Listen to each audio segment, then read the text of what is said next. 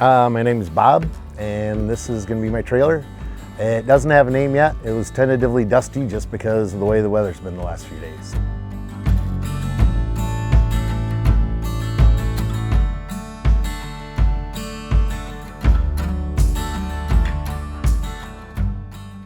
All right, welcome to the inside of the trailer, and I think we'll start with the kitchen area. I was a trained chef for a few years before my accident, and so the very first thing I designed in this trailer was the kitchen area. And I knew I wanted a stove and oven, a good sink, a vent hood, and then plenty of storage. So I actually like the oven. I've used it several times to make like enchiladas, cook off pizza, nachos. Pretty basic stuff, but it's really come in handy, stuff that I couldn't do before. I haven't done any baking with it. I'm kind of curious to do that because it says that it gets up over 400 degrees, but I'm not sure it does. One of my favorite things to make is biscuits, so that was kind of my reason for getting an oven. But I had the butcher block style countertops in my house when I lived in Portland and loved them because I can use anywhere as a prep area. Drawback is because they're oiled and waxed, it kind of collects the dust, but I love it. I like the look of it. I like how it functions. Have to be a little careful with water, but with as much oil and waxes on it, it beads up right away. The backsplash is actually aluminum flashing like you'd use on a house, and I just took one of the rollers that you would use to put the splines for screens in and got my 45 going one direction and then the other, and I had a 2-inch wide ruler, so I just flipped it over so that it kept the pattern consistent. I found one video of that on YouTube, and I really like the idea. I like the look of it. I like the fact that it's easy to clean, and I kind of think it just sets everything off. Well, the sink is 8 inches deep, so it's plenty deep, and it's a good size. I think it's 16 by 16. The faucet is not the greatest because I had a different faucet in here originally, and I couldn't find that one again. So this one is actually a little too tall for that to sit in there. I've only got a 10-gallon water tank, but you really learn to conserve water out here anyway. So that's been working out really well. I've got the 8 drawers. These are 4 inches deep. These are 6, and it's kind of almost too much. I find that now I've got a junk drawer where everything just gets thrown that I don't know where else to put it. And I've only been in this full time for about 2 months. So it's still in its organization stage. It's finding stuff, going, I don't really need this. I don't know why I brought it, and getting rid of it. And that's something that everybody does. And going from a 60 square foot rig to this one, it's like, hey, I've got so much more space. I can take this, I can take this, I can take this. And it's just like, get out here. And I'm like, why did I bring this? And so there's always that constant purge, that constant reorganization until you kind of really get it where you need it to be. And with my cabinets, I built fixed shelves. I probably should have built adjustables. And that's why I have a lot of my stuff down here on these spice racks. But then again, it's also really convenient to the stove. Like I said, when I was a chef or a cook, I don't really think I had enough knowledge to be a chef. So when I was a cook, it's like, you know, you learn your triangulation and you keep everything that you use all the time at hand. So that's when I decided to do the 2 spice racks. They work out. They're just ones that you can get from like Lowe's or Home Depot. So they've been working out really well. And then I've got my copper pots or my copper pans. I collected all those when I lived in Oregon. I'd go to the Goodwill and find one, and you know, it's like, I don't think I have $30 in all those, and I love using them. They work really good, especially with the stove because it's not a really high heat, but the copper, like when you use it, the whole thing heats up. So it's got a really nice consistent heat to it. So, but that's why the middle one's all discolored because I haven't bothered polishing that one back up. But that was one of the things that I really wanted to bring, is because it brings me joy. That's the other thing. When you get rid of stuff or you keep stuff, it's like, find what brings you joy. And if it doesn't, then, and it's not, you're not using it, it goes. So and it makes it feel more like home. That's the big thing, is in these rigs, you have to make it comfortable and you have to make it feel like home. So the aesthetic came about when Again, living in Portland, Oregon, our kitchen there, we wound up painting this green. I don't know. I think we went to a place that recycles paint, and we came across the green, and I love the look of it with the countertop. And then when I decided to do the trailer, I actually started playing with blues, and I kind of do some painting and whatnot. So I was like, blues, you know, cold color. If it's chilly out, I don't want to be in a rig that has another cold color in it. So I was going to like oranges and yellows. But then again, with the wood kind of disappears. You don't get that nice pop. And so I just started thinking about it, and I'm like, you know, green is a good color. It can be cool, it can be warm, depending on what the tint is. So, and it makes the wood pop, and especially with the maps, the charts, it just kind of makes those pop. They have, you know, different spots, they have a little bit of green in them, and that kind of helps pull that out. So it was like 3 different color greens that I went through to try to get the right one. Just took little pieces of plywood, painted them, set them in here, and just let them go for 3 or 4 days while I was working. And eventually one just constantly catches your eye. Almost off the bat, you can usually eliminate one. You're like, no, that's way too bright, that's way too yellow, whatever. And yeah, just, you got to live with it for a little while. And the nice thing about paint is it's relatively cheap and it's relatively easy. So if you don't like it, you can change it. Whereas, you know, with the layout, it's kind of hard to rip out an entire counter and change it. So the roof or the ceiling and then the bottom of the bed lift are all this, and all the cabinets, it's all the same tongue and groove. I think it's 5/16. I just got it at, I think it was at Lowe's. And so put it up there, and then used I think it's made by Minwax. It's an antique wood finish, so it's kind of like a rub-on poly type of deal.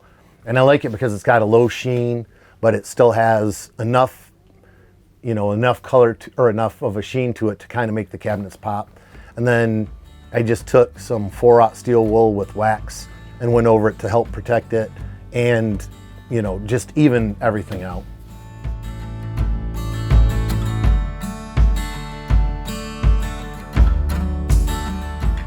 Got into camping and I really loved it. I've always loved the outdoors, hunting and fishing.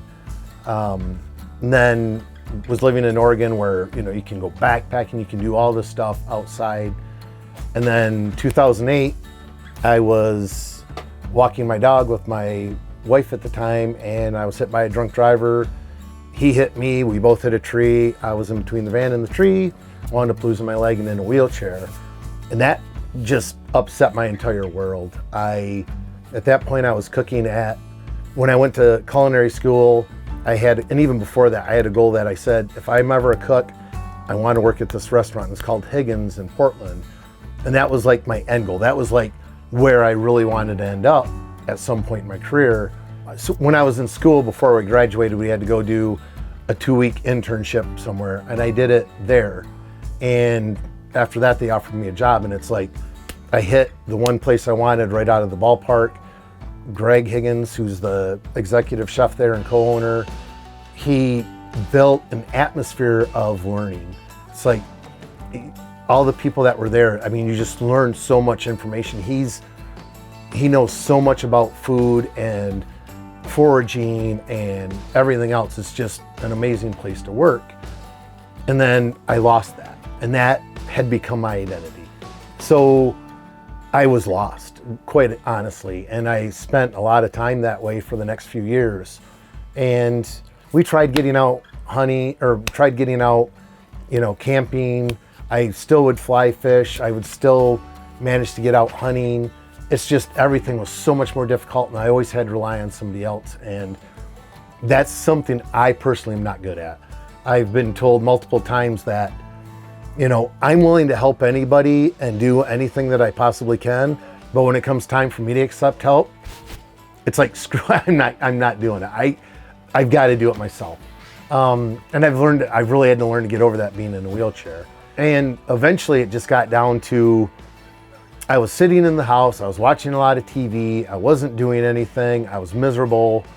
And I'd seen the show on this place called Chaco Canyon out in New Mexico. And my wife Tanya at the time, I looked at her and said, I'm taking that little 10-foot utility trailer we have, I'm putting a bed in it, I'm putting a sink in it, I'm throwing in some clothes, and I'm going out there. And she's like, okay, do it.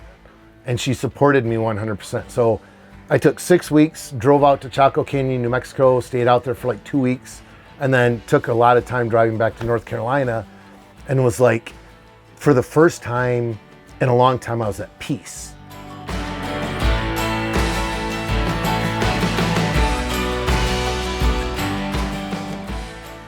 Kind of starting up front here, this is my coat closet, and then I have a cabinet down here that just has all of my dog's food, toys, whatnot. He has to have his own space as much as I do.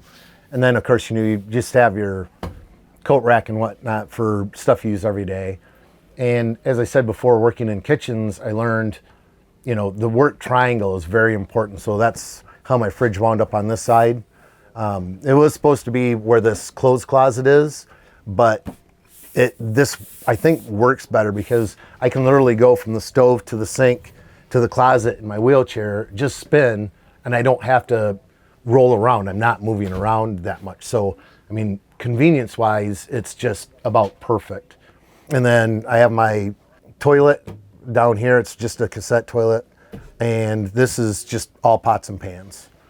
This is all like my hanging clothes. And then I've got a couple of plastic tubs in there where I keep my t-shirts, my zip off pants. But otherwise up top is just like my hanging shirts, some jackets, sweatshirts, things that when you try to roll them up and put them in a cabinet, they just take up a lot of room. So it may seem like it takes up a lot of room just to have that hanging cabinet, but since the vast majority of my clothes are in there, it works out really well. And in the drawers over next to the kitchen, or in the kitchen, is where I keep like my socks and my underwear and whatnot, because it's just convenient.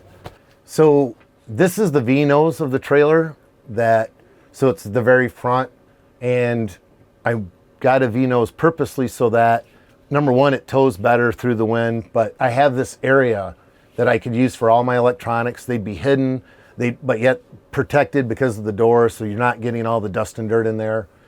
And it made the whole build cleaner. You're not seeing wires run everywhere. And I have 1,000 watts of solar on the roof, and I run it through 2 different charge controllers. That way I've got the breakers between the battery and the charge controller, but I also have a marine grade on-off switch between the panels and the charge controller. So that way, like today, even though I was way down on my battery with only running 2 of the panels, I was able to charge my battery up really fast. And then when I go up in the Pacific Northwest or up into the mountains, I can run full 1,000 watts if it's a little cloudy or whatever, and I still get a pretty decent charge on my battery. And that's 200 amp hour lithium that I got from Ampere Time. I haven't had any problems with it so far, so I'm pretty happy with that. It's a 2,000 watt pure sine wave inverter, and it has a transfer switch built in. So if I'm somewhere where I can plug into electricity, it's got a 30 amp plug outside. I plug into that. The inverter automatically shuts off and transfers over, so all my 110's still working. The battery, I wish it had a built-in battery charger so that I could shut the solar off at the same time, but I mean, it is what it is. I could do that at another time if I have a problem with it, but so far I haven't had any reason to. The other, I've got all my 12 volt in 2 different fuse blocks there. So one is the one on the right is everything on the right side of the trailer. One on the left is everything on the left side. So I don't have to really chase circuits because they're all mismatched. And I really tried to keep all the wiring as clean as possible. With the sides of the V-nose, I actually built shelves that angle in so that I can put small stuff. Like I keep my stuff sacks with like my down jackets and vests in it. I've got canned food up in there, stuff that I don't use very often, and they're tucked away. Right here's all my woodworking and electrical tools, some regular wrenches and whatnot, and it all stays up there because it's convenient, but it's not used very often. So it's out of the way. It's not taking up valuable cabinet space for stuff I use every day or once a week.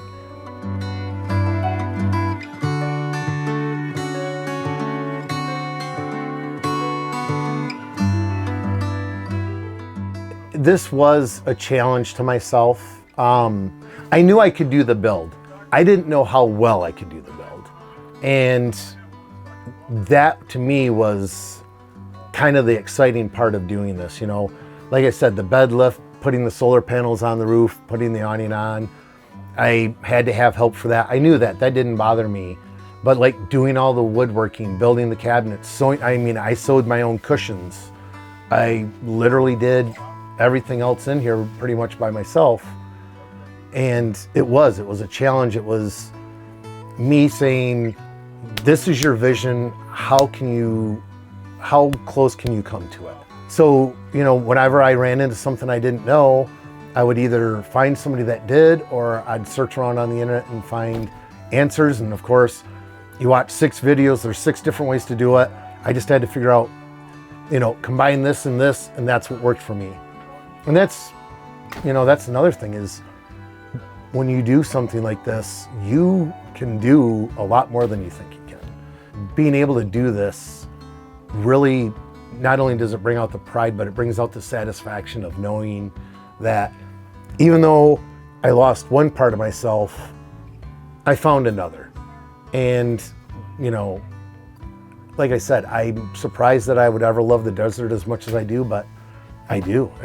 It's a different kind of beauty. And if you love sunsets, it's a place to go.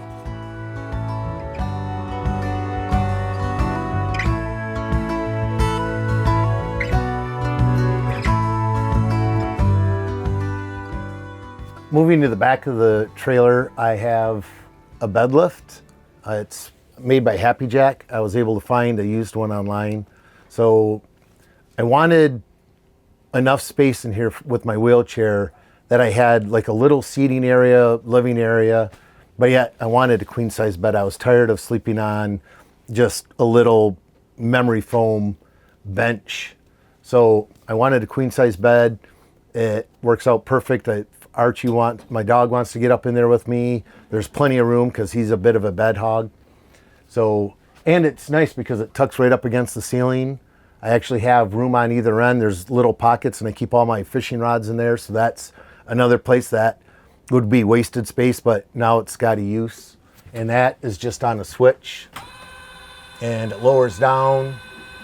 It will lower down to the height of the benches and then goes right back up against the ceiling so that I don't hit my head on it.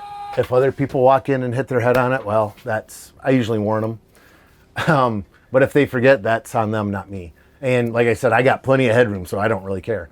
And then again, it gives me access to seating area. So I actually have a couch with a back on this side. The other side, I just have a bench. You know, it's nice because it's 26 inches wide.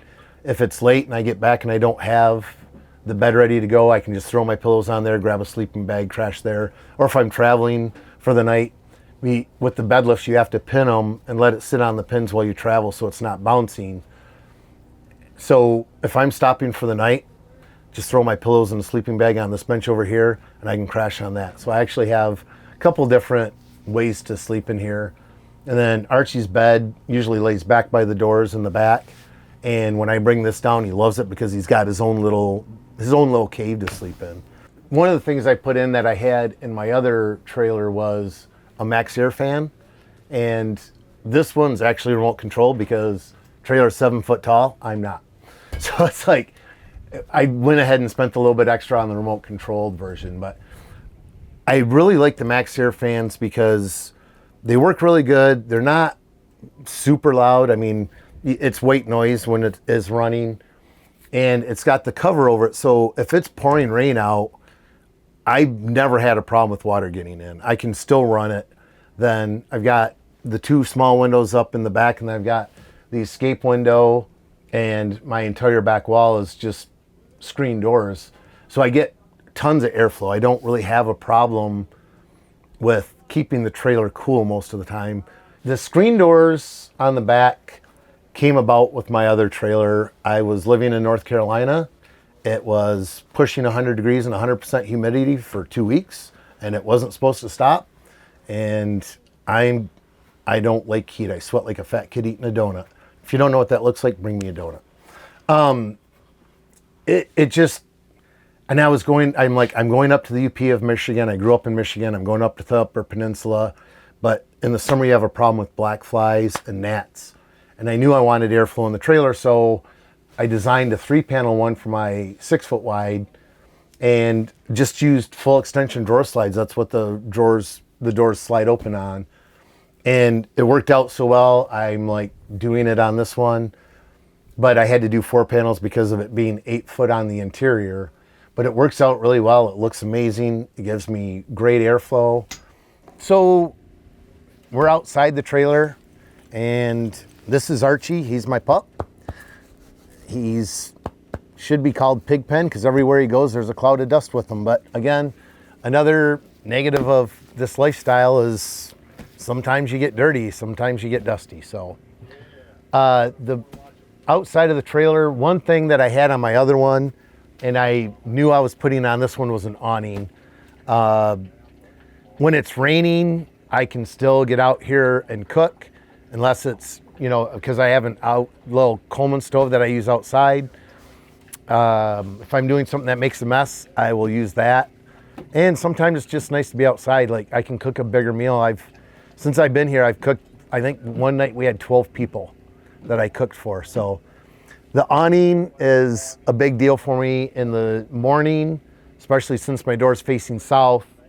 I can put the awning out and it keeps the side of the trailer out of the sun, helps keep the trailer cool. Again, it's great for if it's sprinkling or raining when you're somewhere like that. I've got just an RV mat down with my old rig. I actually took pieces of plywood that I could strap together so that I could roll around on my wheelchair really easy. Problem is rocks. No matter where you go out here, and most places, you're never gonna have level ground. It was a great idea. It worked for about 3 months, and then everything started coming apart because I was never on even solid ground. So the RV mat works. My wheelchair really tears up the ground. When I spin around, it just like digs the rocks up shoves the rocks down, brings the sand up. So the mat, which you may or may not be able to see because of all the dirt on it, really helps out. And it, having the table out here, like I said, we've had up to 12 people out here eating dinner one night, and everybody knows you bring a plate and you bring a fork. So, and we'll feed you. It really kind of, again, it turns into that communal meal.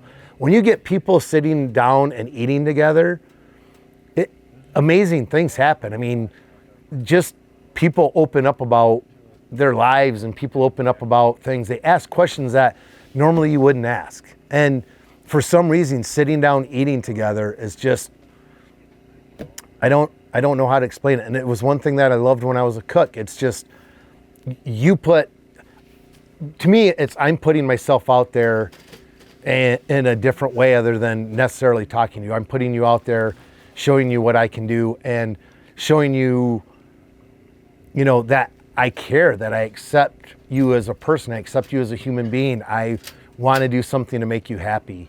And, that's what that's about. And it's a perfect space out here. It's big enough that we can have a bunch of people around it, but still move around, so.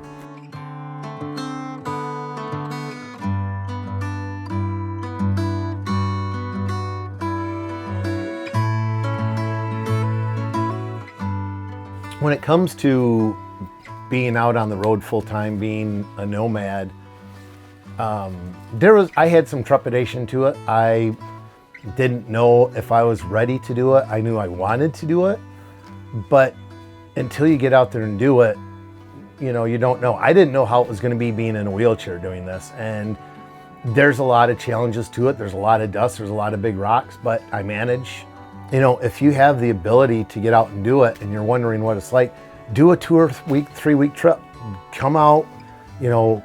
Right now things are clearing out because it's starting to get warmer down here in Arizona and people are dispersing. But, January, February, just do 2 weeks, see what it's like.